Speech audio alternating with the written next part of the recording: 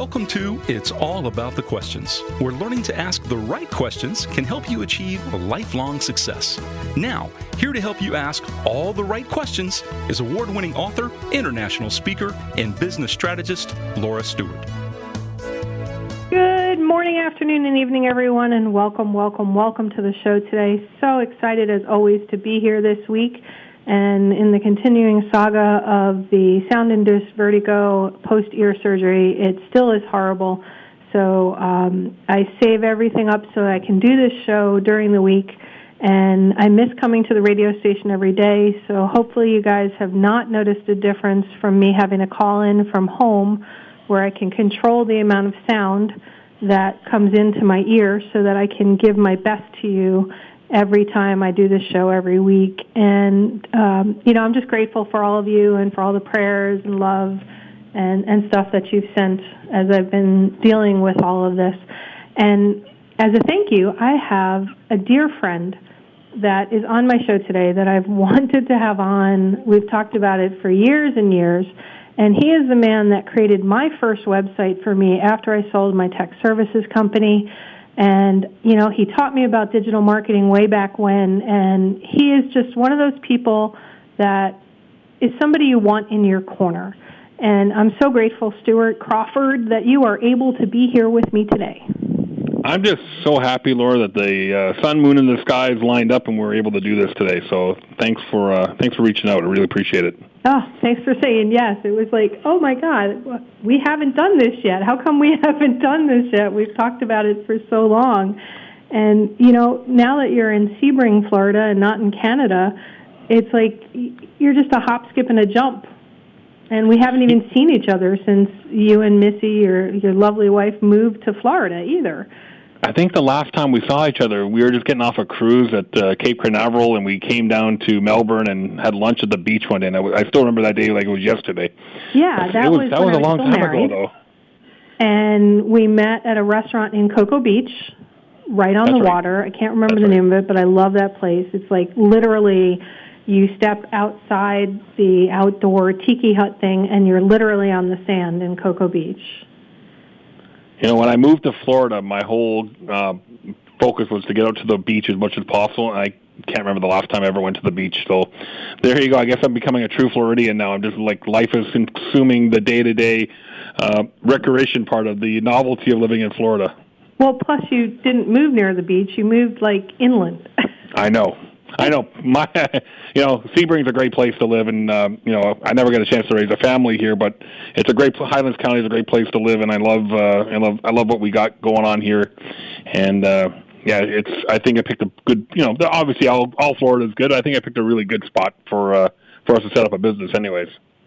Well, I know that there's a different tack that I want to take with the show today, but that raises a really good question that I know so many of my listeners have. How do you know when it's the right time to move? I mean, you picked up and moved from Canada to the U.S. You searched all around. You decided on, Sebring, Florida, but you had a successful business in Canada. And then you're like, okay, well, we're going to shift something. So what was going through your head? What questions were you asking yourself that helped you make those decisions? Great question, and I think the best way to answer that is this way. It's the decision to move to Florida from Canada was brewing many, many years prior. And if you ask my financial advisor up in Canada, she'll say that I moved. I had a knack for timing things perfectly. So I used to live after so long story short, I joined the Canadian Army when I was 18 years old. I ended up living in a place called Calgary, which is very well known for the '88 Olympics and a few other, hubs of business. It was, the center of the oil and gas industry in Canada, and we built when we first met, I had a successful managed IT services business, or an MSP as we call it in our industry, there. And for layman terms, a tech services company. And, and I decided, I had 10 or 11 years ago, a gentleman came in my office with the offer for me to sell, and I decided it was time for me to, get out of that business, and I walked away from it after building it for 7.5-8 years, and started my next chapter, which is doing what I was doing for my own business, my own IT business, but helping others with the same thing. And we've been doing that now for 10 years. But the foundation for that is, we're an internet-based business, so technically I could work from anywhere. I have actually, since we live and work in Highlands County, but we don't have any clients in Highlands County.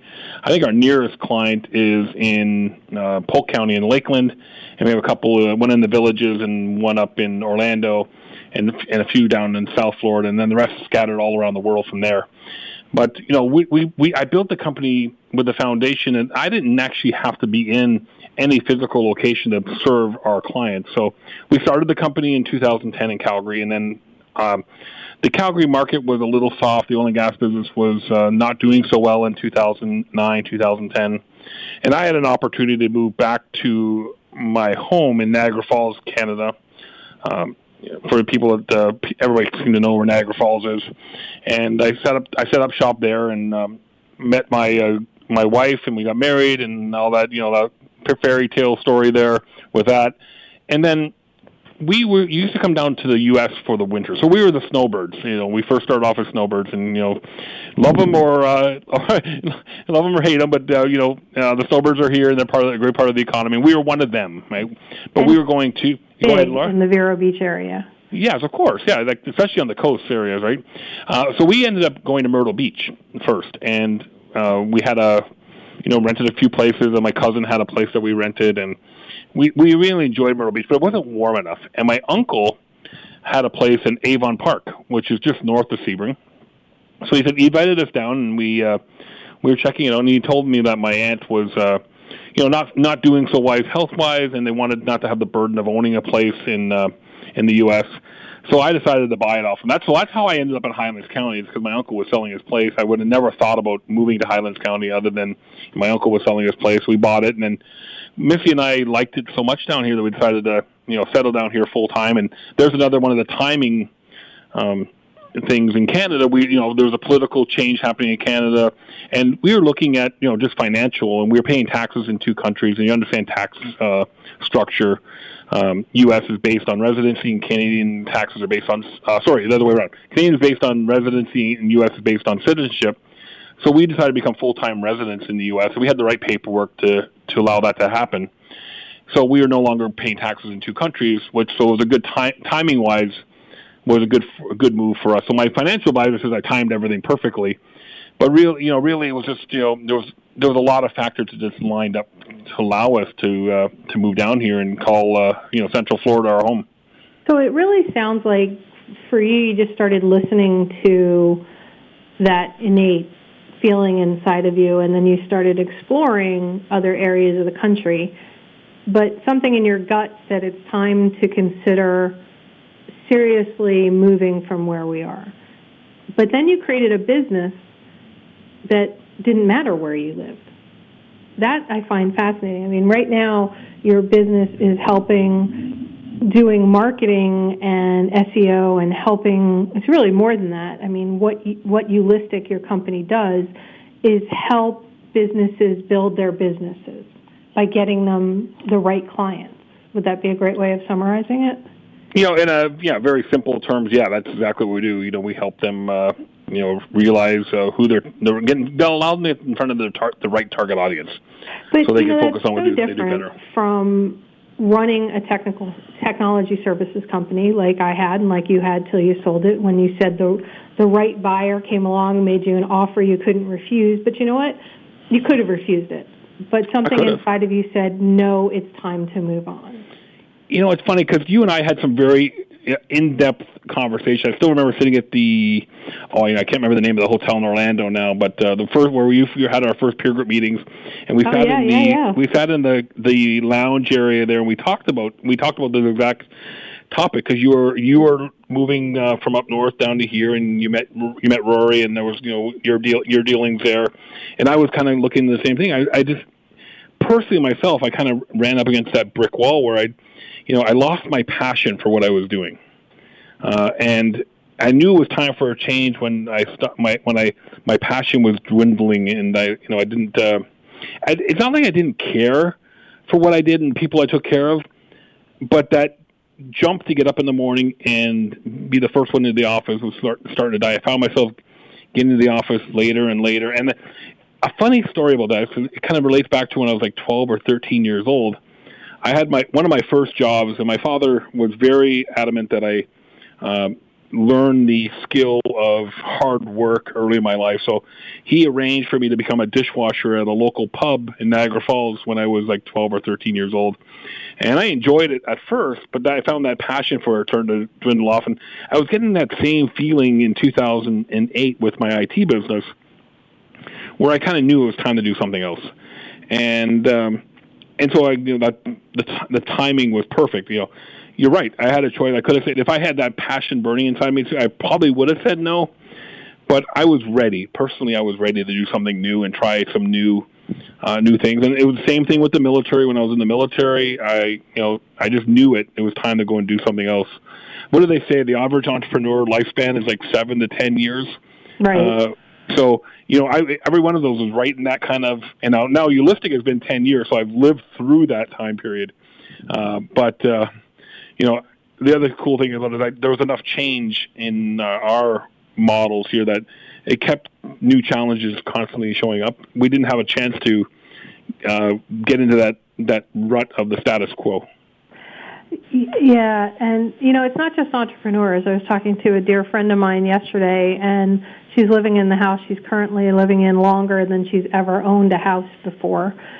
She tends to move every so many years, and I can sense the antsiness she's getting with that. So for many people, it's in many areas of your life, you're just like, I need change, I need change, I need change, I need to shake things up. But yet, for so many people, it's difficult, Stuart, to say, okay, here's how I'm going to shake it up. Or they're afraid to make that leap because that unknown first step of where do I go? What do I do? But yet you've made so many of those changes in your life, and I know it hasn't been perfect. I know that you've, like myself and every entrepreneur, we've had small failures and big failures and big successes and small successes. And what do you think it is about yourself that enables you to pick yourself up and make those shifts? There's probably 2, maybe 3 things, Laura, that I find that's me. One is I love living in a state of constant chaos. Not disorganized chaos, but organized chaos. And I know that some people just can't live that way, but I don't like it when the water's calm. I'm kind of I'm one of my thing my wife and I love. We love cruising, so we just got back off of a quick weekend trip to Nassau and Coco Cay on the weekend, and But one of the things I love about the cruising, when I like it when the water is a little rough. It creates some excitement into it, right? And I kind of live my life that way too, where I like it when it's a little topsy-turvy. It keeps me on my toes. And that, for me, is just that's what that I just can't stand sitting still. I'm that way when I'm watching TV at night. I have to have something else to divert my attention. I just don't like. I can't sit somewhere still for a long period of time. I always got to have something on the go. And that I think that's what it keeps me going, is that pursuit of something new and some new challenge, and in that controlled chaos. And now I know I have a team of people here in Sebring as well that work for me that don't necessarily see that way. So as a business owner, I have to also make sure that to them it looks nice and smooth and sailing. But then inside I'm going, okay, what next do I have to do? It's getting too calm. I got to create some, not uneasiness, but it's got to create some momentum. And I think that's what drives me as a marketer too, is that I'm not afraid. That's what I think why some people come to work with us is I'm not afraid to try something new, to break the norm, to go outside the box and think, as a kind of a cliche, but really thinking outside the box for me, and that control chaos. I think that's what drives me the most. Okay, well let's click on that and go a little deeper into that, because you said something that is one of the biggest questions that tend to come up for my clients and even for my listeners that they talk about. When they're staffing people and you're building your business and you're looking to market, there is a chaos, it seems like, right? And I've seen more businesses fail because they bring the wrong people on board, or they bring the wrong marketing ideas on board to build their business because it doesn't fit with who they are. So they can't maintain it. They're like, oh, okay, I'll try it because this, I have to stretch into my discomfort zone. But yet it doesn't work. So how do you speak to that with your staff and your clients, having to mesh, your personality as a business owner with what your clients need you to do for them and what your staff need? Very interesting thoughts. I'm writing down as you've been talking there. Let's address people first, because I think that's a critical area. So I have made numerous hiring blunders. I've hired great people that I just failed to keep for one reason or another. So I let some good people walk out the door that I should have done a better job, with understanding what their goals and dreams were. So learning experiences for me, again, this is 10 years in the making, and I'm still learning. It's been really 20 if you factor in the time I worked in my own IT service company. Yeah. I'm still learning every day. I mean, that's the thing, is I am not the best HR type person, right? I need a person next to me who can make sense of all that stuff and kind of keep me in check to make sure make sure that I'm following the rules, because I am driven. Like, people that know me the best know that I'm very client focused. Like, everything is for the client. Actually, we have a saying in our office that I am just the facilitator of the paycheck. The client actually pays your paycheck. I just sign the check. The client always comes first. So, I mean, that's how I'm driven. But not everybody has that same dying passion for that. And, so what I had to learn is there are some people that just treat this as a 9-to-5 job. At 5 o'clock, they go home and they have other interests or hobbies. And, that was a very tough lesson for me to learn, that, not everybody has the same level of passion.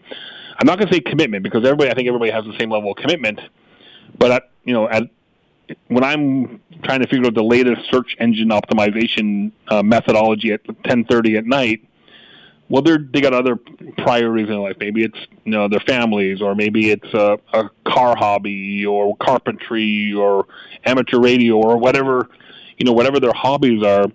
To them, after business hours, that's their priority. So understanding that was very, very important for me, making sure that I have the right people that can put the 100% effort in during the business hours. But understanding for me that I'm not going to find the exact mirror to me. Now, I'm very lucky. My spouse is in the business too, and she has the same level of commitment to for the business as I do. And I'm very lucky that way. It's a blessing and a curse at the same time. For anybody who's been in business with their spouse, Yeah, absolutely. So it sounds like one of the things that you've learned is that if you can't deal with staff that is a 9-to-5er, if that's just going to frustrate you, then somehow that needs to come out during the interview process as well. Because if you're going to be expecting them to have the same passion as you and they don't, you need to understand that about yourself. Is that correct? You're on the right train of thought. Now, I'm going to share something. A very dear friend of both you and I, Arlen Sorensen, I think he was a guest on your show a little while ago. Several times. I love Arlen. Yeah. Arlen and I, and you, and we've all kind of friends in the circle, but Arlen taught me a very important, he taught me many important lessons, but the two biggest ones that he has taught me is, one, there's no such thing as over-communication. You can definitely under-communicate, but there's no such thing as over-communication. and that goes for external and internal. The second thing that Arlen taught me is no matter how hard you try, people are always going to disappoint you. And so if I understood that, if I have an expectation that, hey, we're working on a big project and I need you here at 10 o'clock at night to work on this project, but you have other priorities, I need to take that and say, yeah, that's their life. That's their priority. I can't become disappointed about that, even though I want them there.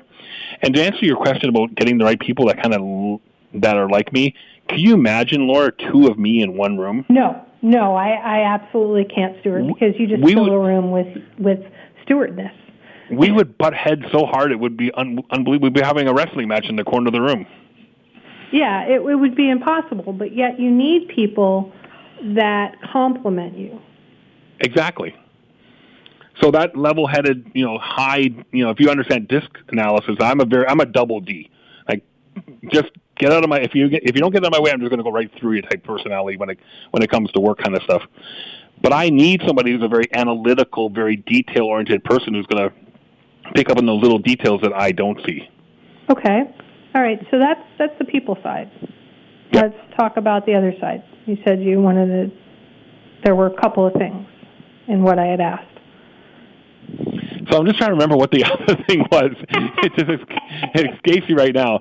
But there's so many things out there that that I have picked up on, and so people. And the other thing, this is not what I was thinking, but it kind of just jumped in my head now is, as we're going through this world that great talent is very hard to find. Just ask anybody that runs a business that how hard it is to find the great people out there. We're now starting to realize that processes and systems are just as important as the people side of our business. So now it's kind of backtracking on 10 years of what's in Stuart's head and getting it out on paper. And I agree with you there, because I feel like if you don't have the right processes and systems in place, then you're setting your people up to fail. Oh, very much so. Yeah, that's I can tell all kinds of stories about that. Just say just because I pick up on something very easily, because I'm a technician deep down inside. I've always been a technician. I still like to play around with technical stuff and try to figure something out that's broken.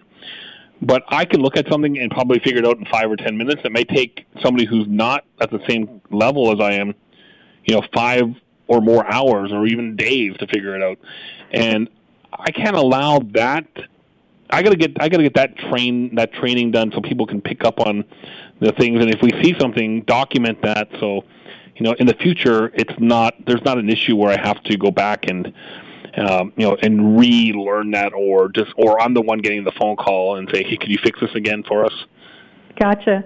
All right. We're going to be going into the national news break at the bottom of the hour. And when we come back from the break, I'd love to focus on some of the things that you help your clients with around this whole idea of marketing, and the fact that, and I'm hoping you'll share this with my listeners as well, startups especially, unless they're a Silicon Valley startup, rarely have a big marketing budget. And I know that one of the things that you're so brilliant about is helping your clients scale up their marketing efforts and putting the focus on the right things. So when we come back from the break, can you help share some of that, your hard thought learning that you've learned and started putting processes together for? Absolutely. Absolutely. It's my pleasure to talk about that.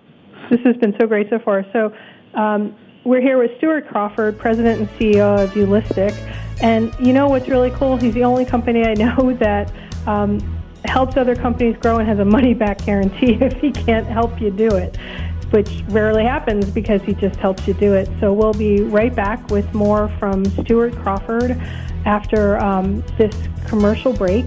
Well, actually, it's not really commercial, it's a news break. But, I love being here with you every week, and this is it. We'll be right back.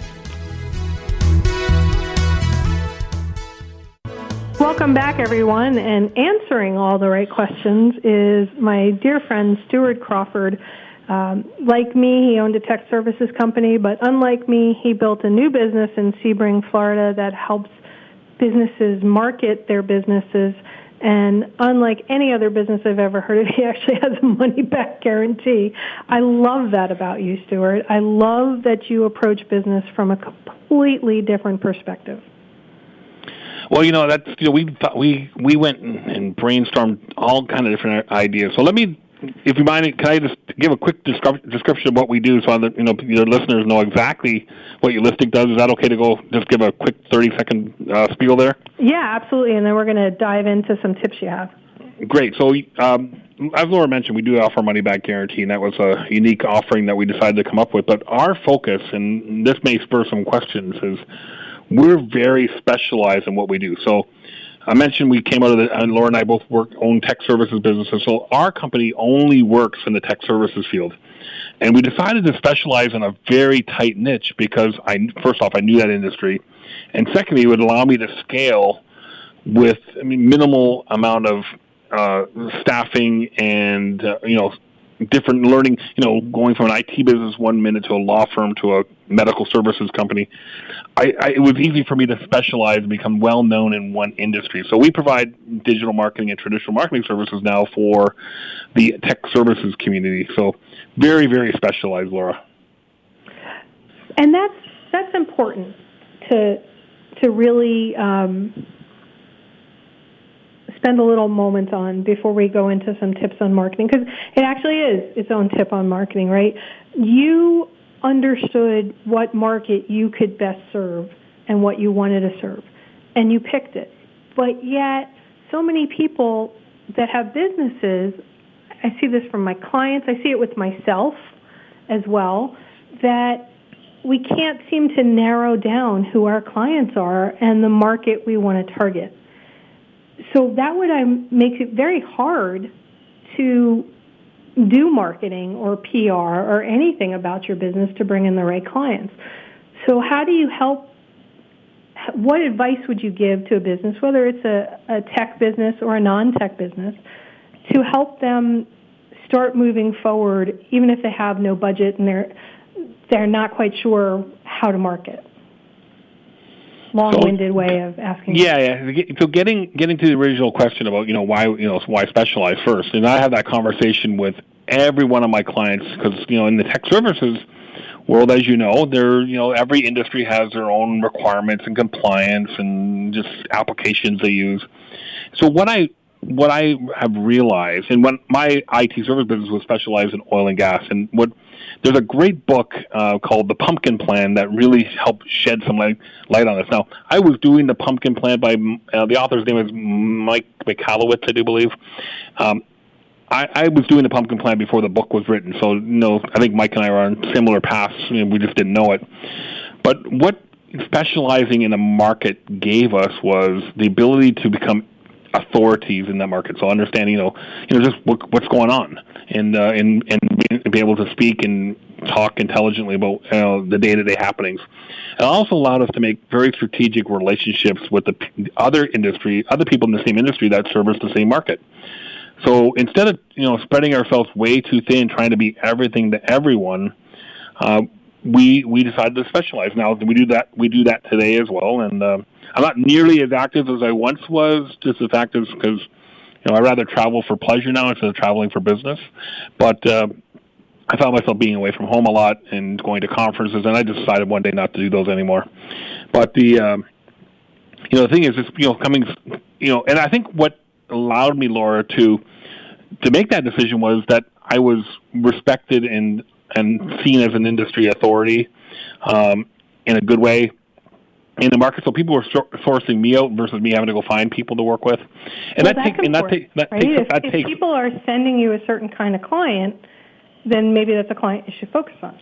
That takes time to build that, right? That doesn't happen overnight. So taking the understanding that life is in personal life and business is a marathon and not a sprint, and success isn't going to happen overnight. There's an old saying, I can't remember who originally said it, but I'm an overnight success 10 years in the making. Right.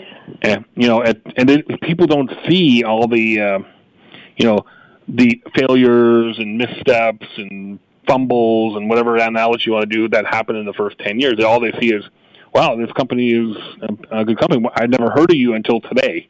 So folk, I know it's tough because everybody, and this is the same problem IT service companies that I consult with have. They don't want to say no to people.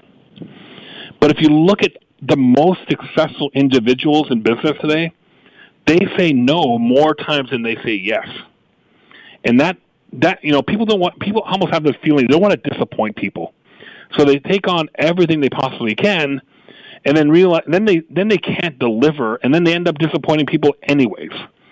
So I rather much have a very small client base. And I was talking to a respected competitor a few weeks ago about this. He was bragging about how his business was on the Forbes 5,000 list and top businesses in Tampa type list. And I said, I'm quite happy with the size, getting one client a month and doing the best job I can. And he said, kind of shockingly, he says, I can respect that because you're at the stage of your life where, you know what you want. And, Missy and I have a very good life. And I don't want to be chained to my desk 24 hours a day like I used to be at one time.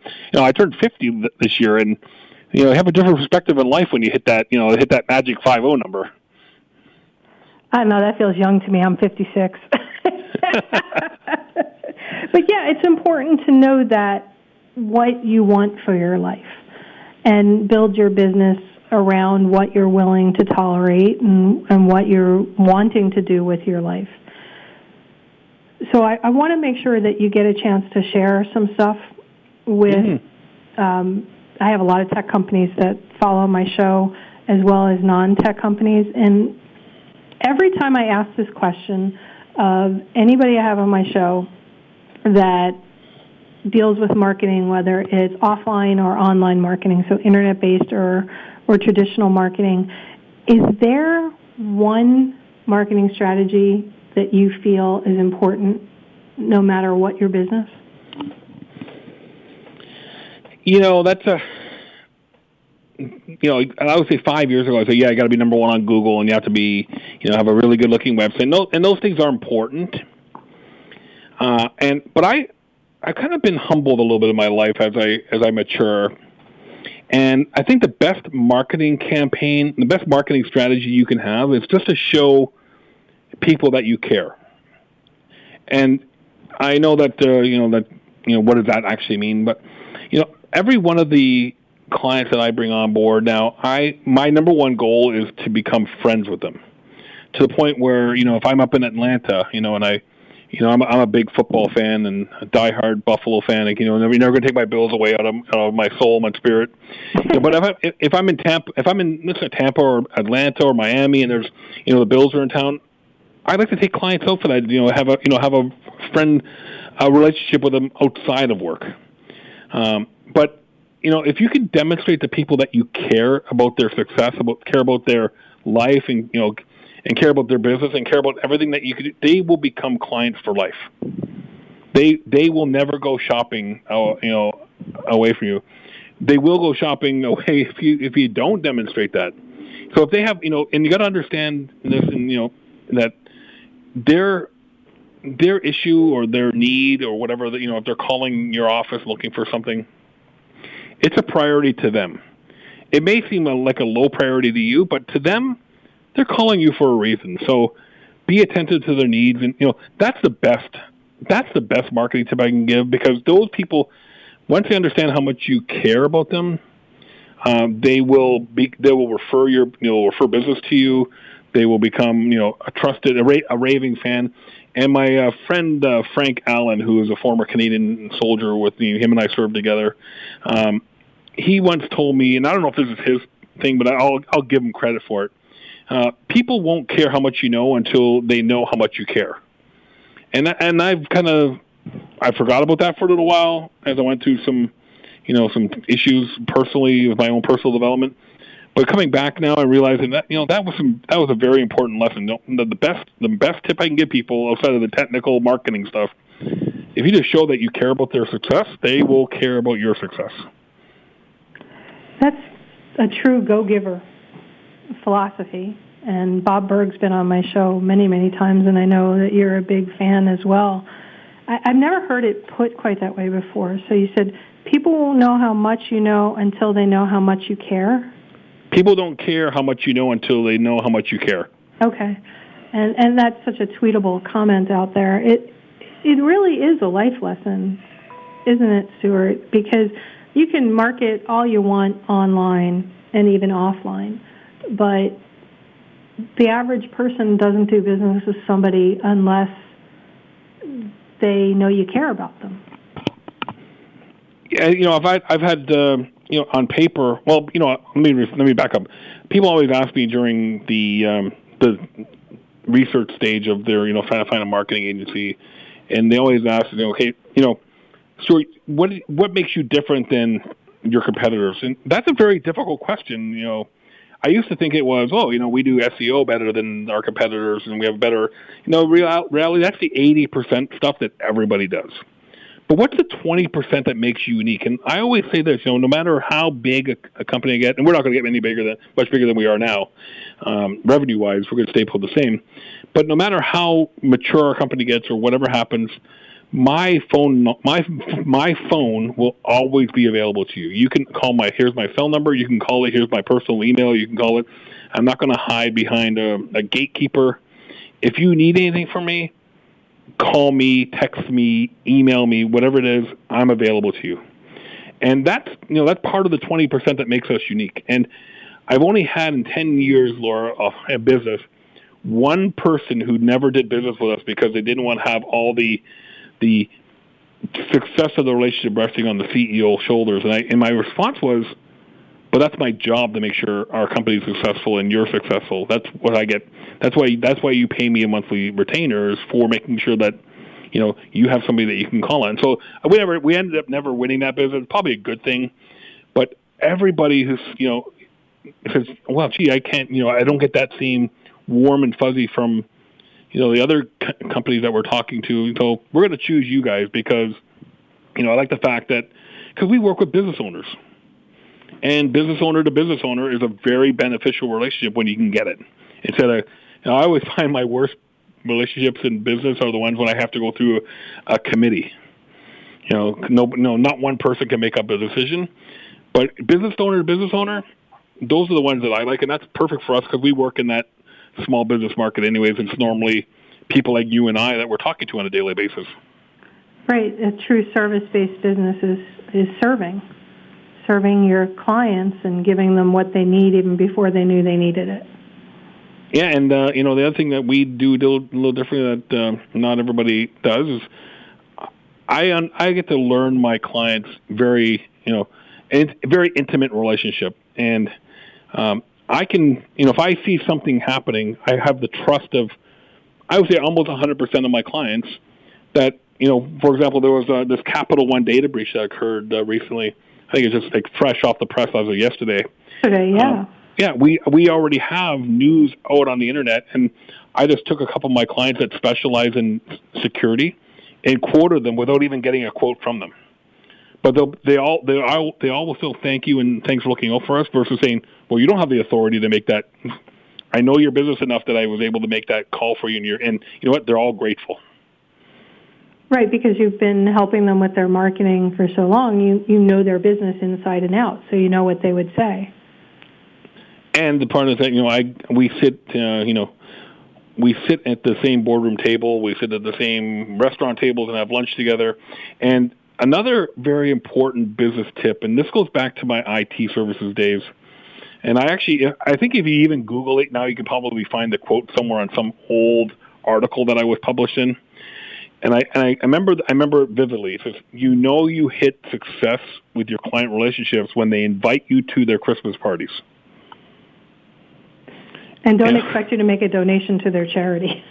Exactly. We had clients that we worked with in Calgary that they all wanted to go to Banff for Christmas parties. So these beautiful hotels in Banff, and we would get invited to them just like we were one of the staff members. It was fantastic, And I said to them, and I quoted that in the article last time. I said, that's when you hit the true pinnacle of success, when your clients think that you are part of the company. You're just not a vendor to them.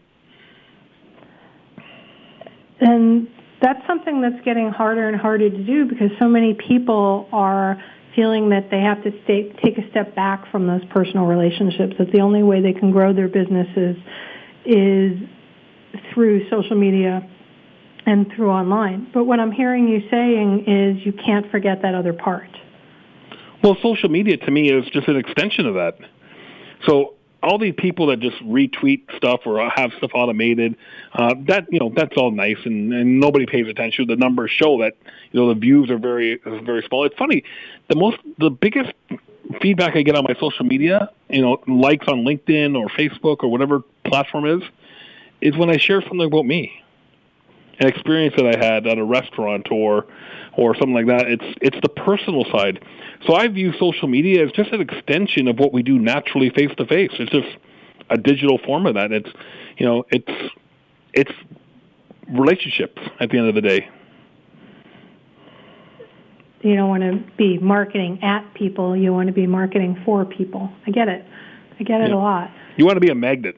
You want to attract people to you, not push. What's the old thing? Certain if you line up the poles of the magnet, it repels, right? If you have it set the other way, it attracts. You want to be that person who attracts people into your communities and your followings, and that goes for any industry.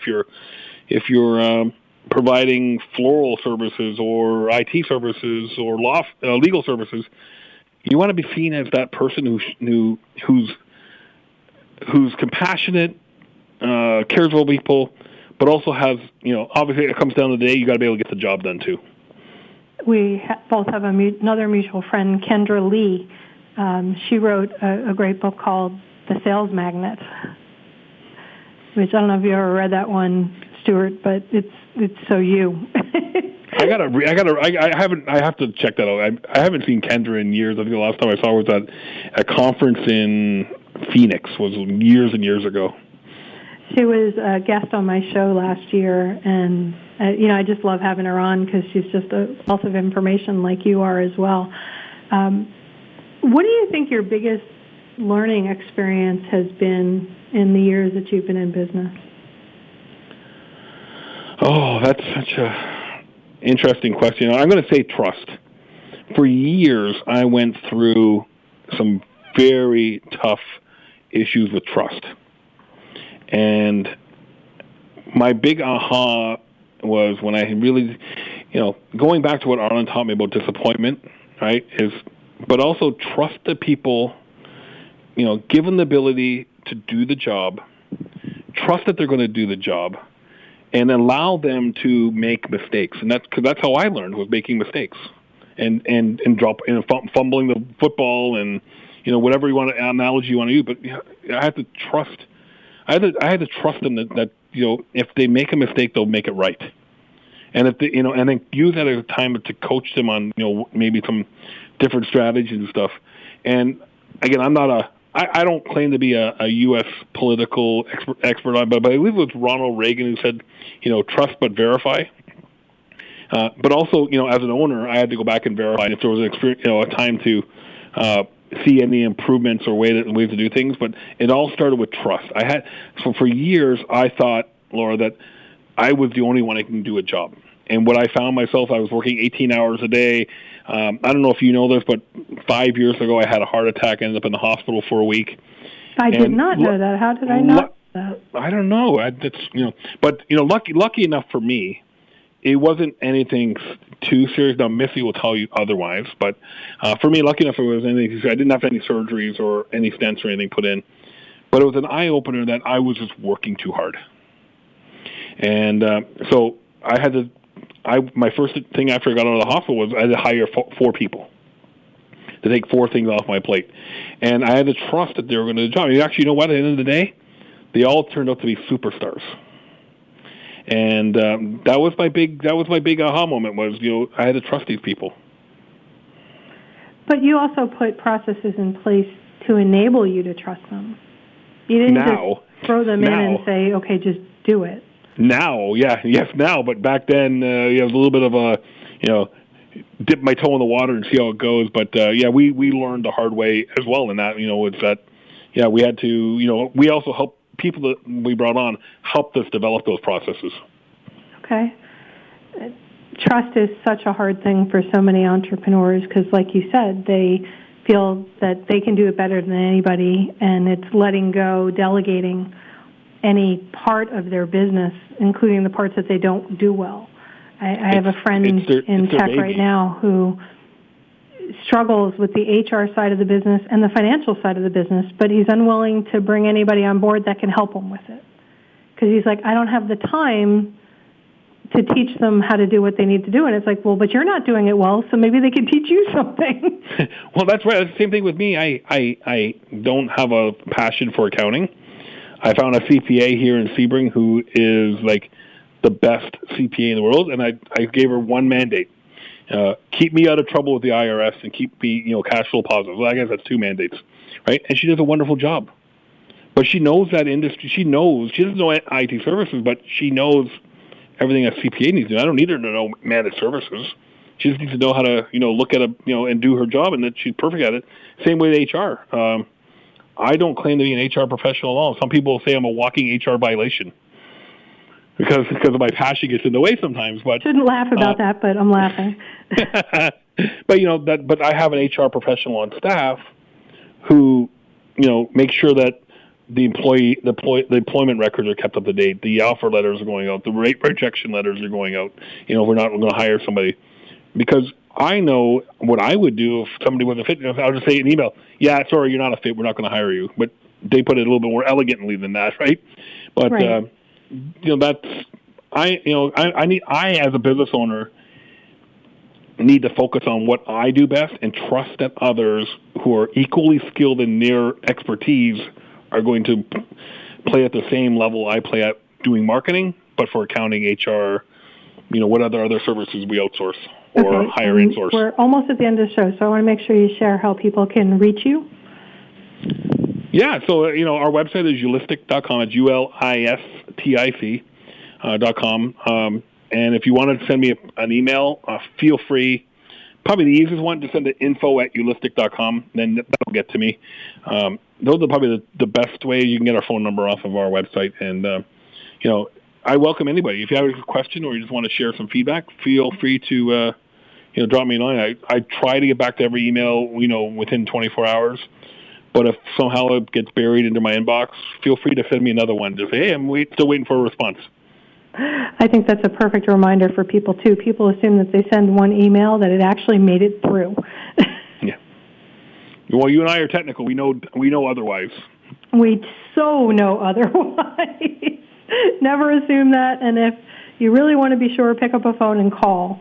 That's exactly the best way to be sure about it. The phone is becoming a dying method for communication, and I wish it would go back to people talking to each other versus texting or email. But everything will come back full circle. It always does.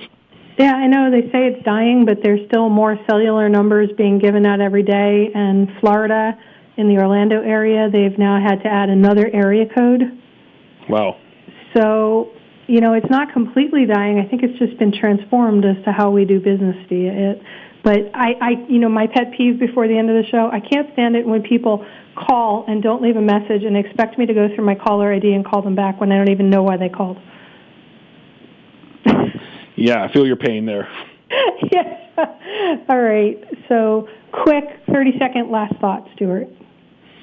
At the end of the day, I'm just going to go back to demonstrating to people how much you care. That's the best marketing tip I can give you today is do this. Pick up the phone and call your best 3 clients and just say thank you for allowing you to service them for many years that you did or months, whatever. If you do that and do that every single week, you'll start creating that army of raving fans. Oh, I love it. Something so simple as that. I also like sending handwritten cards. Because it's so not done anymore that it stands out. Endless referrals from Bob Burke taught me the value of that. Yeah, absolutely. Oh, he's such a brilliant man. Anyway, thanks again for being on the show today, Stuart. Very grateful. Thank you very much. Love having you. And everybody, remember, the right questions can change your life. So what are you asking today? Have a great day, everyone. See you next week.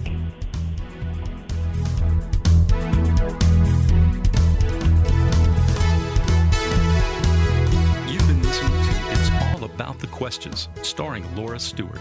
Connect with Laura at it'sallaboutthequestions.com and download a free workbook that will help you ask better questions starting today.